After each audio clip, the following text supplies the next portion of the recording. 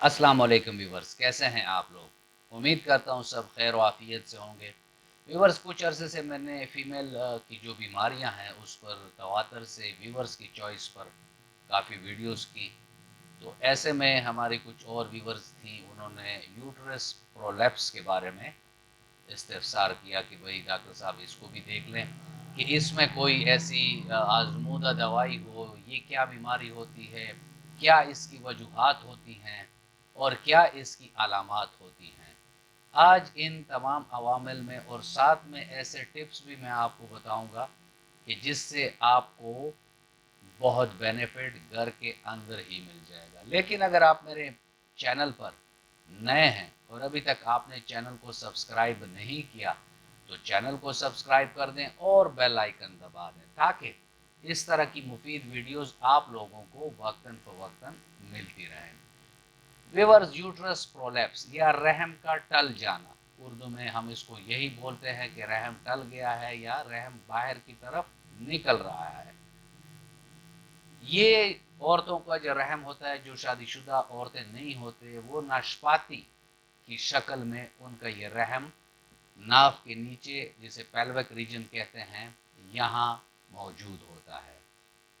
और जब ये औरत शादीशुदा हो जाती है और उसको हमल हो जाता है तो फिर ये अंदर से हॉलो सा होता है, यानी खाली सा होता है। जब उसके अंदर बच्चा आ जाता है, इसे बच्चादानी भी कहते हैं, तो ये मतलब उसके ग्रोथ के साथ इसमें इलास्टिसिटी होती है, ये बढ़ जाता है।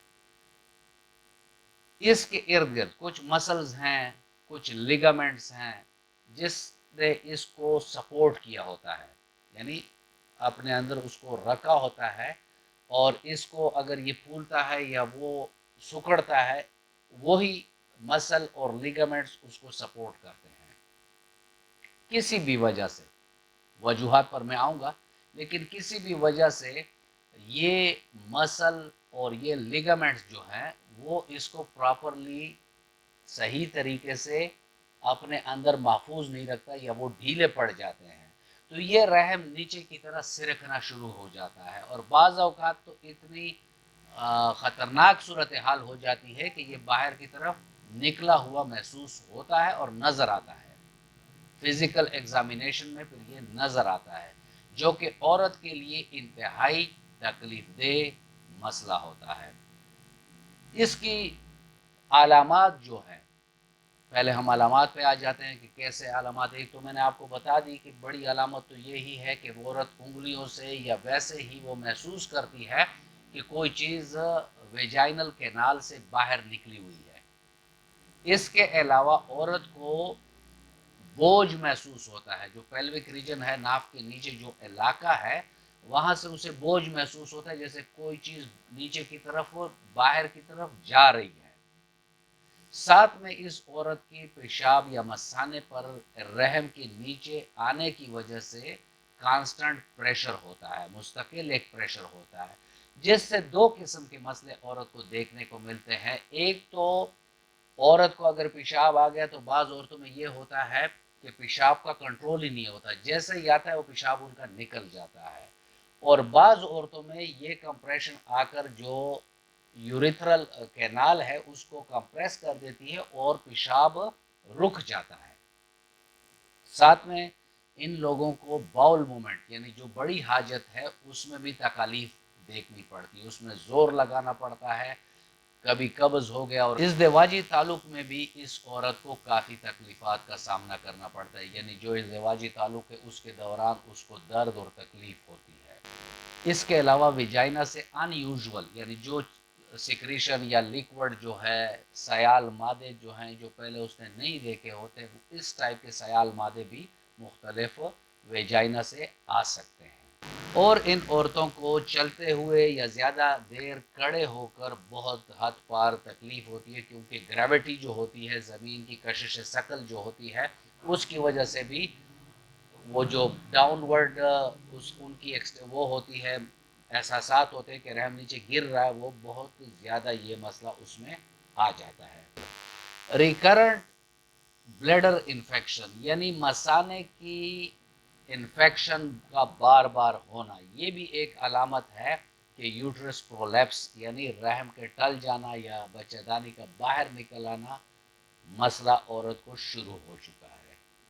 اب ویورز ہم چلتے ہیں اور دیکھتے ہیں کہ اس میں وجوہات کیا ہیں۔ اس میں جو سب سے کامن وجہ ہے وہ زیادہ جو نارمل ڈیلیوری جسے ہم بولتے ہیں، نارمل ڈیلیوری یعنی 8-10 ڈیلیوریز ہو گئی جس کی وجہ سے مسل اور لیگامنٹ ڈھیلے پڑ گئے اور اس کی وجہ سے بچہ دانی جو ہے وہ باہر نکل رہی ہے۔ ایک وجہ تو یہ ہے کہ جو نارمل ڈیلیوری ہے وہ اس عورت کو کافی زیادہ ہو جاتی ہے جس کی وجہ سے رحم کا باہر آنا شروع ہو جاتا ہے۔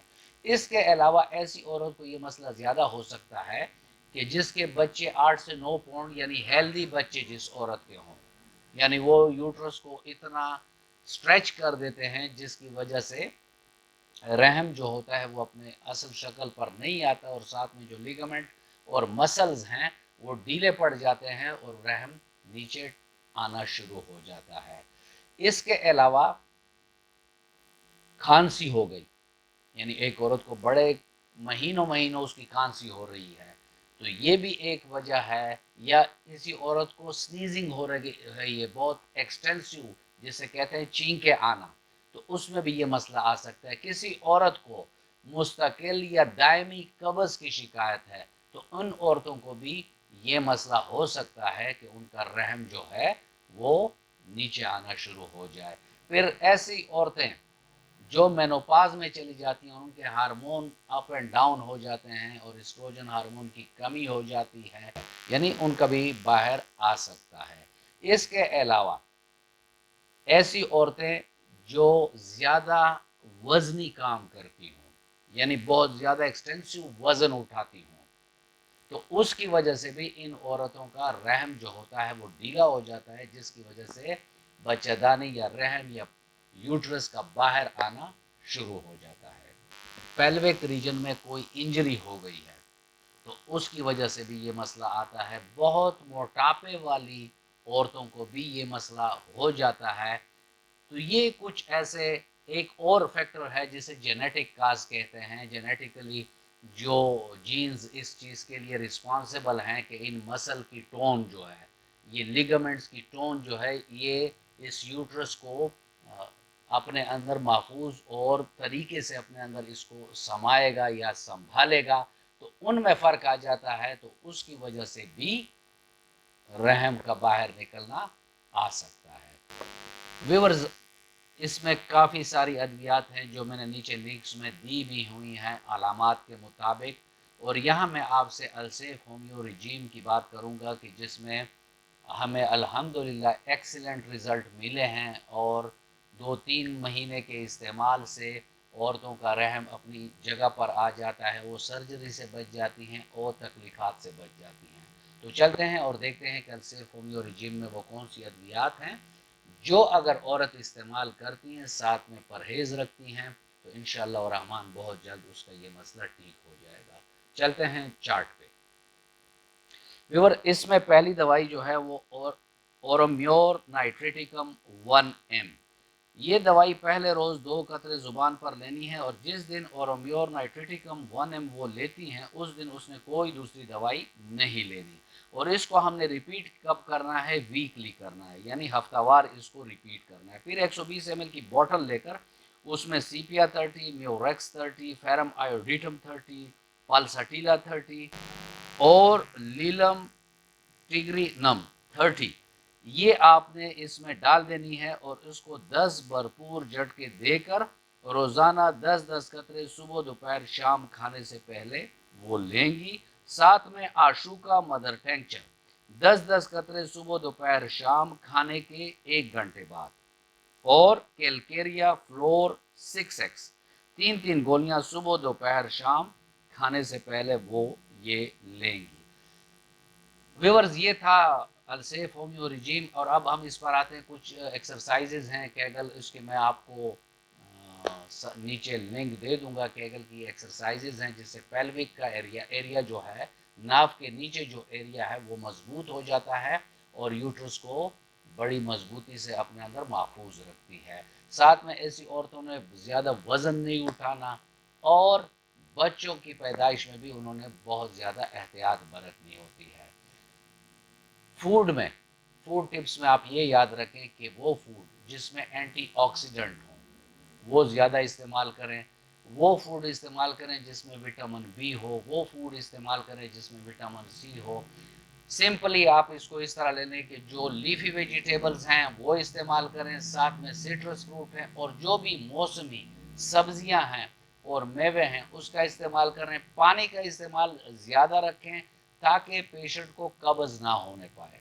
अगर ब्रोंकाइटिस है यानी खांसी है या स्नीजिंग का मसला है तो उसका भी प्रॉपर इलाज करें ताकि वो मसला ख़त्म हो और बार बार औरत को रहम का टल जाना वाला मसला जो है वो ख़त्म हो जाए।